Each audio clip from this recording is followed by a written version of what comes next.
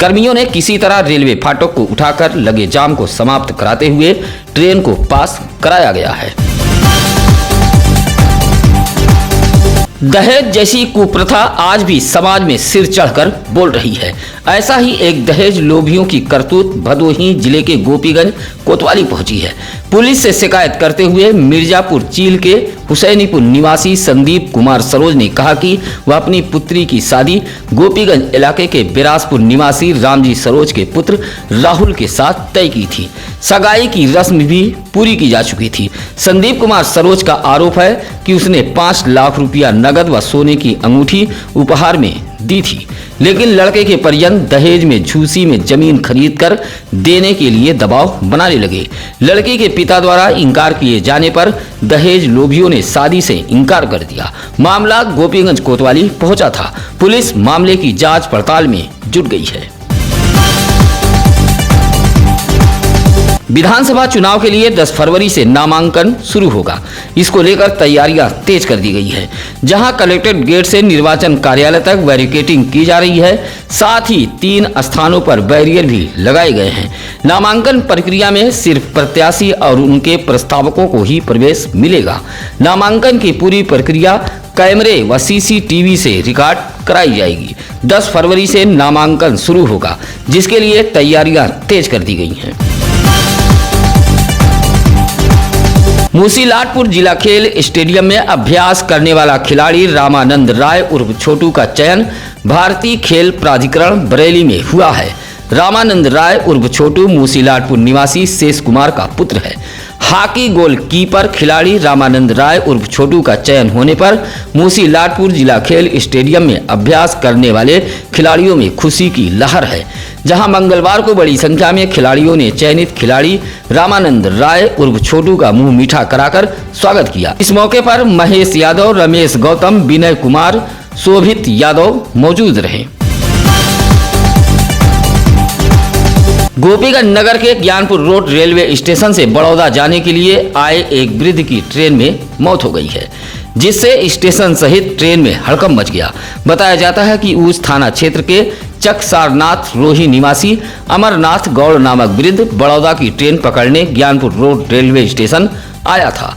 जैसे ही ट्रेन की सीट पर बैठे तभी अचानक तबीयत बिगड़ गई। रेलवे पुलिस एम्बुलेंस को सूचना दी, लेकिन काफी देर तक एम्बुलेंस नहीं पहुंची और वृद्ध की तबीयत बिगड़ती गई। काफी देर बाद पहुंची एम्बुलेंस जब अमरनाथ गौड़ को CSC गोपीगंज लेकर पहुंची तो डॉक्टरों ने मृत घोषित कर दिया। मौजूद लोगों की माने तो अगर एम्बुलेंस समय से पहुंच जाती तो वृद्ध यात्री की जान बच सकती। उत्तर प्रदेश राज्य ग्रामीण आजीविका मिशन के तहत भदोही जिले में विभिन्न पदों पर तैनात कर्मियों ने मानदेय में की जा रही कटौती को लेकर आक्रोश है। आक्रोश दर्ज कराने के लिए आजीविका मिशन के कर्मी DM, CDO व DC NRLM को पत्र सौंपा है। पत्र राज्यपाल के नाम संबोधित था। बड़ी संख्या में आजीविका मिशन के कर्मियों ने पत्र सौंपते हुए मामले में जांच कराते हुए दोषी अधिकारियों के खिलाफ कार्रवाई की मांग करते हुए विज्ञापन को निरस्त किए जाने की मांग रखी है। इस मौके पर गिरीश सिंह, कमलेश विश्वकर्मा, संदीप पांडे, सुनील कुमार आदि मौजूद रहे। गोपीगंज कोतवाली इलाके के कलनुआ गांव के समीप जल निगम की पाइप को चोरी करते हुए PRD के जवान ने एक व्यक्ति को रंगे हाथ पकड़ा है। आरोप है कि कलनुआ गांव निवासी लौकुश पांडे का ट्रैक्टर जंगलपुर गांव निवासी राजन चलाता है। ट्रैक्टर चालक के पास कुछ अज्ञात लोग पहुंचे और लकड़ी लादने का बहाना बनाकर ट्रैक्टर ले गए, लेकिन लकड़ी के बजाय अज्ञात लोग जल निगम की पाइप चोरी करने लगे और ट्रैक्टर पर लादने लगे। इसी दौरान एक PRD का जवान मौके पर पहुंच गया। PRD के जवान को देख पाइप लाद रहे लोग भाग खड़े हुए, लेकिन ट्रैक्टर व चालक को PRD का जवान कोतवाली ले आया। पुलिस कार्रवाई में जुटी हुई है। मौनी अमावस्या के मौके पर भदोही जिले के गंगा घाटों पर आस्था का सैलाब उमड़ पड़ा। पवित्र गंगा नदी में स्नान के लिए सुबह से ही श्रद्धालु पहुंचने लगे थे। सुरक्षा व्यवस्था को लेकर भदोही जिले के गंगा घाटों पर पुलिस भी मुस्तैद रही। भदोही जिले के रामपुर, बिरासपुर, बिहरोजपुर, गुलौरी, जहांगीराबाद, डेरवा, सीतामढ़ी, सिमराथनाथ आदि गंगा घाटों पर आस्थावानों का जमावड़ा लगा रहा। कड़ाके की ठंड के बावजूद भी खूब आस्था की डुबकी लगाई गई। इस दौरान गंगा घाटों पर तरह तरह की दुकानें भी सजी हुई थी, जहां श्रद्धालुओं ने जमकर खरीदारी भी की। मेले जैसा नजारा घाटों पर देखा गया। इसी तरह गोपीगंज नगर के पड़ाव स्थित प्राचीन जोगीवीर मंदिर पर अमावस्या पर्व पर लोगों ने पूजा पाठ किया। इस मौके पर महेंद्र पाठक आदि मौजूद रहे। भदोही जिले में वाहन चोर गिरोह का आतंक कायम है, जिससे वाहन स्वामियों में पुलिस से विश्वास उठता जा रहा है। पहली घटना के बारे में आपको बता दें कि भदोही कोतवाली इलाके के डुडवा धर्मपुरी में केशवपुरी का ट्रक चौरा माता मंदिर के समीप खड़ा था। मंगलवार की रात अज्ञात चोरों ने पहले 5 टायर को पंचर कर दिया। उसके बाद टंकी का ढक्कन तोड़कर डीजल चुरा ले गए। साथ ही एक बैटरी भी ट्रक से खोल ले गए हैं। इसी तरह गोपीगंज कोतवाली इलाके के चकसुंदरपुर निवासी रामसेवक यादव की बाइक उसके दरवाजे से अज्ञात चोरों ने उड़ा दी है। दोनों चोरी की घटनाओं से इलाके में दहशत का माहौल है। दोनों पीड़ितों ने अपने अपने थाने में लिखित शिकायत की है। सरकारी अस्पतालों में डॉक्टरों व कर्मियों की लापरवाही थमने का नाम नहीं ले रही है। लापरवाही के चलते सरकारी अस्पताल में एक नवजात शिशु ने दम तोड़ दिया है। सरकारी अस्पताल के जिम्मेदारों की लापरवाही से नाराज परिजनों ने हंगामा किया है। मामला गोपीगंज सामुदायिक स्वास्थ्य केंद्र का है। इलाके के तिलंगा गांव निवासी संजय प्रजापति का कहना है कि प्रसव पीड़ा होने पर वह अपनी पत्नी 23 वर्षीय नीलम देवी को लेकर सोमवार की रात CSC गोपीगंज पहुंचा था। कोई भी जिम्मेदार डॉक्टर मौजूद नहीं था। रात भर नीलम दर्द से कराहती रही। किसी तरह मंगलवार की सुबह उसके पत्नी की डिलीवरी हुई। प्रसव के बाद नवजात शिशु की हालत बिगड़ गई। परिजन डॉक्टर को बुलाते रहे, लेकिन डॉक्टर नहीं पहुंचे। सरकारी अस्पताल से नवजात शिशु को लेकर परिजन निजी अस्पताल जा रहे थे, तभी बच्चे की मौत हो गई। नाराज परिजनों ने CSC गोपीगंज पर जमकर हंगामा किया। एक बार फिर सरकारी अस्पताल के डॉक्टरों की लापरवाही सामने आई है। आचार संहिता लगते ही भदोही जिले का उड़नदस्ता टीम मुस्तैद हो गया है। लगातार जिले की सीमाओं पर चेकिंग कर संदिग्ध वाहनों की तलाशी ली जा रही है।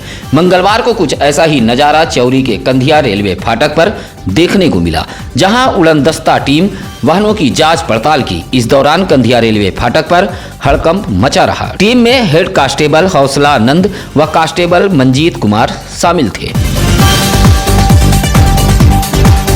गोपीगंज कोतवाली इलाके के रामपुर कायस्थान गांव में एक शराबी व्यक्ति द्वारा खूब हंगामा किया गया, लेकिन सूचना देने के बावजूद भी शराबी युवक को काबू में करने के लिए स्थानीय पुलिस मौके पर नहीं पहुंची, जिससे युवक ने हमला कर एक महिला सहित 2 लोगों को गंभीर रूप से घायल कर दिया। बताया जाता है कि काला देव नामक एक व्यक्ति बाजार गया हुआ था, जहां एक शराबी युवक ने उसे मारने के लिए दौड़ा लिया। भागते हुए वह अपने परिवार के रामधनी बिंद व रेखा देवी के पास पहुंचा। वहां भी शराबी पहुंच गया और रामधारी व रेखा पर हमला कर दिया, जिससे दोनों गंभीर रूप से घायल हो गए। उपचार के लिए दोनों को CSC गोपीगंज में भर्ती कराया गया। चौरी थाना इलाके के जगन्नाथपुर निवासी शिव बालक ने मुख्य चिकित्सा अधिकारी डॉक्टर संतोष कुमार चक को एक शिकायती पत्र देते हुए कहा कि वह 2 सप्ताह पूर्व जगन्नाथपुर आंगनबाड़ी केंद्र पर अपनी पुत्री का टीकाकरण कराने गया था, जहां तैनात ANM पहले तो 5-5 रुपया सुविधा शुल्क की मांग करने लगी। सुविधा शुल्क का विरोध करने पर ANM द्वारा धमकी दी गई। सुविधा शुल्क देने के बाद ही उसकी पुत्री का टीकाकरण हो पाया, लेकिन शिव बालक का आरोप है कि उसके मोबाइल पर वैक्सीनेशन का मैसेज नहीं आया। जब इसकी शिकायत की तो ANM दुर्व्यवहार करते हुए आग बबूला हो गई और देख लेने की धमकी देने लगी।